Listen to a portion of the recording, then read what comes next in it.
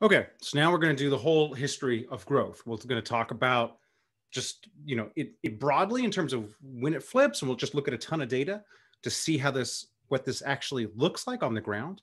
Then we'll go through we'll do a primer on the explanations that are out there in the literature across disciplines.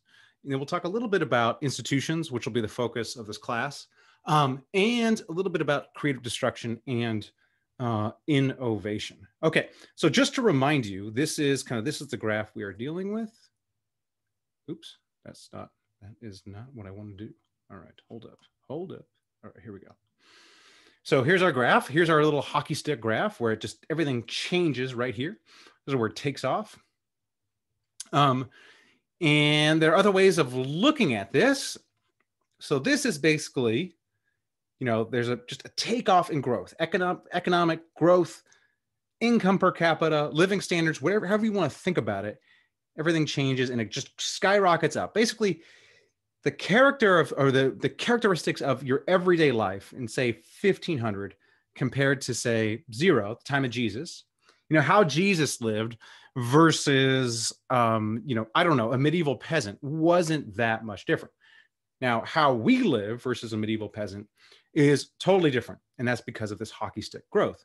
Even think about this, how your grandparents live versus how you live, that what your day-to-day life looks like is totally different. That is what this dynamic of constant economic growth, constant innovation looks like. The characteristics of day-to-day life change rapidly. That used to not be the case, but everything changes in 1800. This has largely been a good thing. Look at the reduction in extreme poverty. This is like people living this is subsistence, basically. So you have almost everybody living in poverty here. Okay, even in the early U.S., which is a fairly rich country, you have most people living in poverty. If you ever watch these history shows, they go out in the backwoods, and they're like, "Oh, this was a cabin that people lived in the early 1800s." I mean, it's rough. All right, it's not like it's not Walden. It's not like, "Oh, I'm happy. I'm living next to a pond. I'm fishing. It's all rainbows and butterflies all day long." No, it's tough. I'm sleeping in the dirt. I'm cold. I gotta catch my own food. I gotta skin it up, and I'm basically doing it just with a knife, and it's not like I have a lot of things. It's rough, and so that's how most people lived. With that growth comes this reduction in extreme poverty, to where now it's very low. Extreme poverty is very low in most of the developed world, and then we have this beautiful reduction in the back half of the 20th century. For much of the world where the extreme poverty drops. This is what all this increase brings. This is a fun graph. Let me just hop on over to it. Okay, let me just hop on over to it. Here it is. Love this graph. This is the world in 1800. Okay, on the x-axis, we have GDP per capita. All right, so on the x-axis, we got GDP per capita, standard of living, income per person.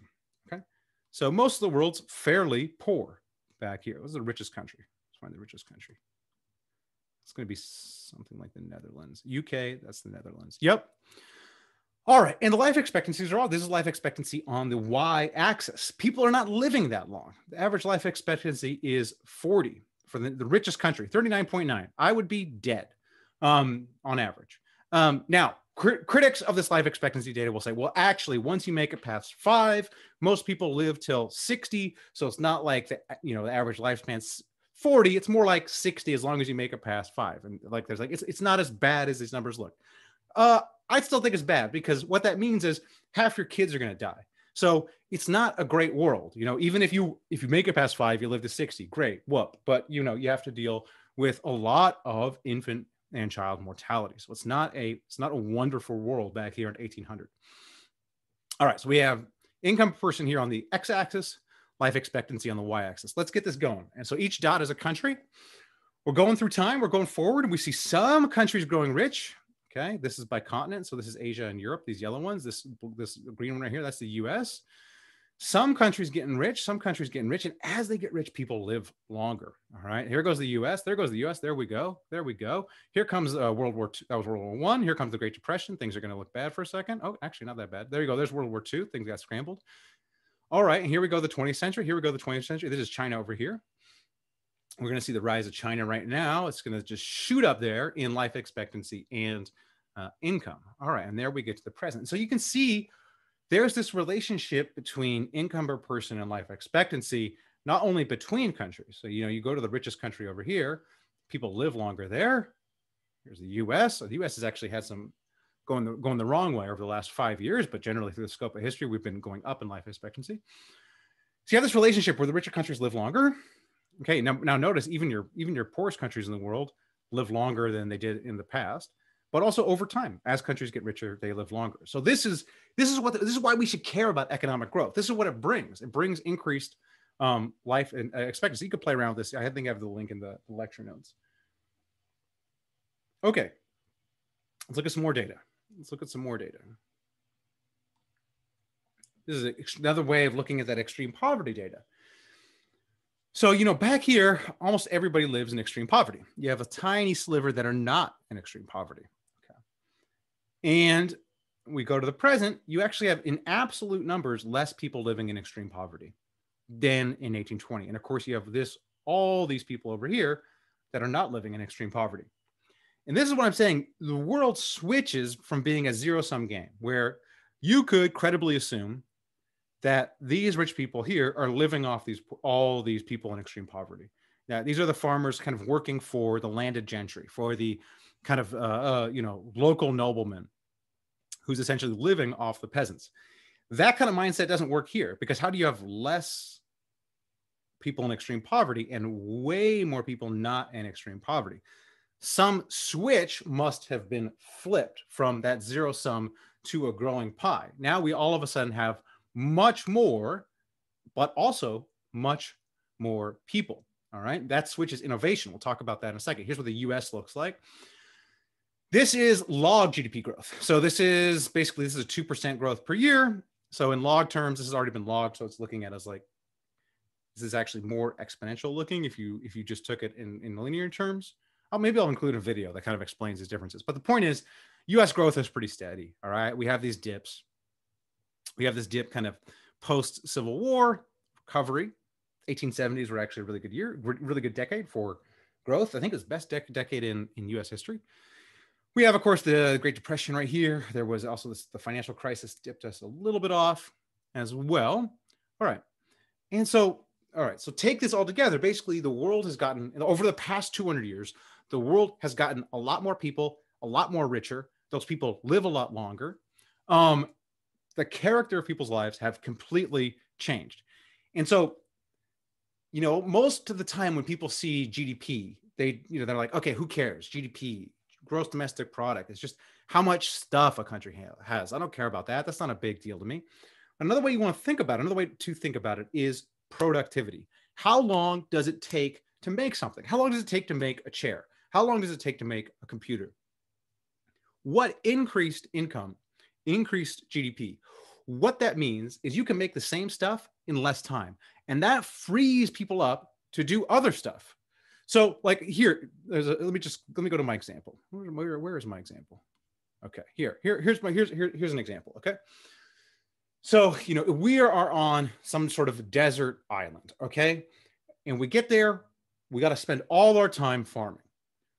If one person invents a way to make food for the other 10 people, then that's 9 of us that don't have to farm anymore.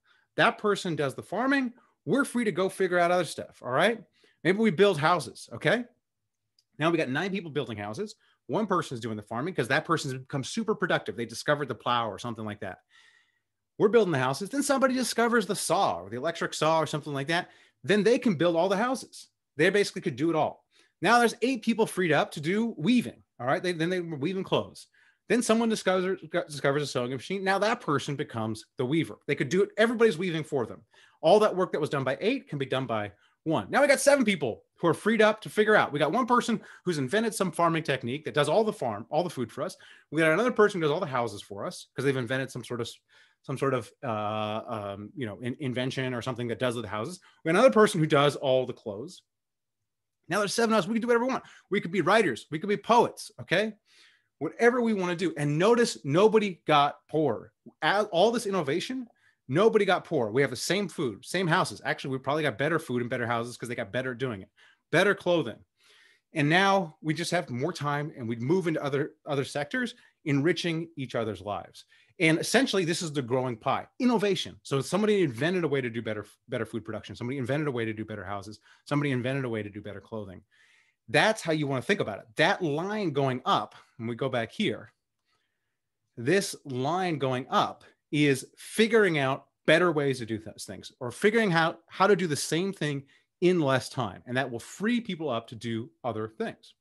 All right, and so that's productivity. Here's the farming example. So the farming example, what we're looking at here is back in 1820, we all had to be farmers because if I worked all year long, I could feed 5 people. All right, me farming on average, I feed 5 people, my family. So I got to be a farmer to feed my family. Everyone else has to be farmers, or 90% of the population has to be farmers. Otherwise, we just don't have enough food for everybody. As we get better at farming, as more people can be fed by farmers, so I just have the data for this segment. In the present, I believe it's like 130 people. Each farmer, one farmer working, feeds 130 people. You could look at this as like the negative way to look at this is like, oh, we lost all these farming jobs. Look at all these farming jobs that were displaced by these people who invented better ways to farm. Positive way to look at it is that's 130 people that don't have to be farmers, okay?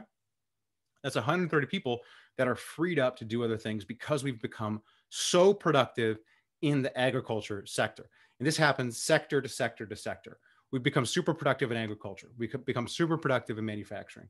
We've become super productive, I don't know, in whatever else, music production, music delivery. So, now we have like 1,000, we're not 1,000, millions of songs, available, basically for nothing on this thing. And so that is the scope. That's what we're talking about. That is what this line going up means. It's increased productivity. We are getting more stuff, more productivity. It's taking a less amount of time, freeing people up to move into more and more sectors. Okay. Freeing people up to do things like coming up with a vaccine in 2 days. That is a sign of how productive, how wealthy we are, is that we have people who are able to work on that because these other things have been taken care of. We're so productive in these other areas. So where does this growth come from? It's innovation. Basically, that's what we're talking about. Economic growth and innovation are the same thing. Or innovation drives economic growth. And so that's what's causing it. It's invention and innovation, coming up with new things and coming up with better ways to do what we were doing before. And so when we look at this stagnation, back up here, when we're looking at this period right here, what we are seeing is there's very little innovation. There's almost no innovation for most of human history. We discover a plow here, discover beer there, do some astronomy, but there's not sustained innovation that we have in the present. In the present, we are constantly inventing, finding new ways to do things. Very few industries are untouched by innovation. One industry that is kind of untouched by innovation is men's haircut, which I need right now. Is that haircuts are pretty much the same, but most industry, you buy haircuts to some extent. There is a little bit of innovation, the shavers, the booking of appointments, but some industries are more susceptible to innovation than others. But the norm now is innovation. If you are in an industry, you should be like, okay, something's going to come along and make it better. Something's going to come along and find better ways to do this thing. So this innovation is the driver of economic growth. Before the Industrial Revolution, before the early 1800s, it didn't exist. Fits and starts. Get some innovation, not much. People expected life to be the same. People expected my life is going to be the same as my parents' life. My kids' life are going to be the same as mine, and so on. Now we don't think that way. We're living in a dynamic world. But as I said, most of our brains, our evolution is programmed to think of the world in a zero sum, as that things are static, things don't change. But that's not the world we live in. Now we live in a world of sustained innovation. Okay. And so technology is economic growth. And so we're thinking about the US, thinking about the scope of US history. This is a country that has sustained economic growth. This is a country of innovation. This is a country of entrepreneurs. This is a country of immigrants. This is a country of people who have come here and have innovated, figure out better ways to do things. That is our history. That is the history of economic growth, is individual after individual coming up with new and better ways of doing things. All right. That is economic growth. That's what this class is about, is what is the driver of that? Why is this a place that has had sustained innovation for almost its entire history? Okay. All right. I already went through this. All right. Okay. And so if we're thinking about how the modern economy works, or just thinking about like where does this innovation come from? What is going on here? Once we switch into this growing pie world, once we switch into, let me stop here. I could talk through this. So once we switch to this world where things are growing, things are changing, the most important resource is not land. So it used to be land. It used to be, hey, we need land to grow the food. That's the only thing going on. Now people are innovating. Now the most important resources is human beings and their talents, their skills, their times. Their time. What can they do? When you look at a population, or when you look at a country, whether that country is rich or not is determined by what the people in that country can do. All right. And so that's how you want to measure the wealth of a country. How well is it, how well are its citizens flourishing? How well are its citizens reaching their capabilities? All right. Why are people, moving from this country to that country? Because they think they can better realize what they want to do in that other country. They can take advantage of their talent and skills in that other setting. And our firms, our companies, and our institutions kind of organize that human talent and in many ways create that human talent. If you think of our schooling institutions. And so you got to switch your thinking from zero sum, hey, land's the only thing to matter, that no, people are what matter in the present. People and what they can do and how well we are allowing those people to flourish. That's what matters at the country level. And that's what matters at the individual level. How well am I, getting the most out of, the talents that have been given to me, and not for myself, but for other people. All right. All right. And so you think about all the Einsteins we lost. Think about all the Einsteins. Think about all the Taylor Swifts we lost in this kind of medieval zero-sum world. People who just had to be peasants. Remember, like 90% of the population are farmers. So Einstein, how many Einsteins did we have through human history that were just peasants? They just worked land all day because that's the only thing that was available to them. Now, just think of the possibilities. You're born. Hopefully, you get to go to a good school. You find out what you're interested in. And, essentially the world is your oyster. You can move into this field, move into that field. Hopefully if you're, lucky enough to be kind of born in the right place and get subjected to the right institutions, the right environment. And that is the goal, that we're not missing an Einstein. We're not missing a Taylor Swift or whatever other fantastic talent, whatever musical talent you're into. I'm old, so I like old people music. I don't know, whatever old people music was from my day, Brandon Flowers, whatever. Actually, I'm really into this Australian bar band right now called the Slingers. Okay, nobody cares about that. All right, so I'm gonna take a break. We'll get into the explanations next.